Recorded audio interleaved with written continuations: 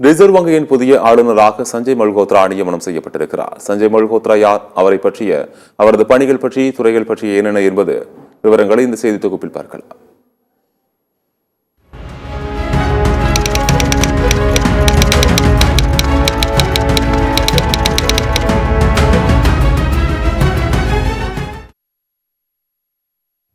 Reserve வங்கியின் புதிய ஆளுநராக சஞ்சய் மல்ஹோத்ரா நியமிக்கப்பட்டுள்ளார்.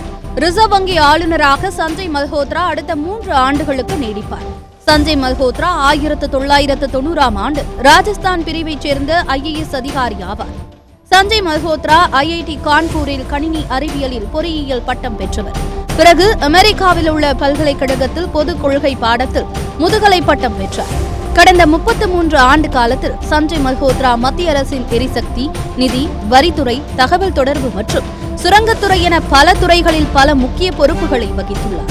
நிதி மற்றும் வரி விதிப்பில் பல ஆண்டு காலம் அனுபவம் கொண்டவரான சஞ்சய் மல்ஹோத்ரா நேரடி மற்றும் மறைமுக வரி விதிப்பு முறையின் வரி கொள்கைகளை உருவாக்கியதில் மிக முக்கிய பங்காற்றியுள்ளார்.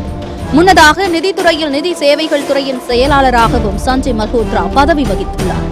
மாநில மற்றும் மத்திய அரசின் துறைகளில் நிதி மற்றும் வரி விதிப்பில் பரந்த அனுபவம் பெற்றவர் சஞ்சய் மல்ஹோத்ரா என்பது குறிப்பிடத்தக்கது.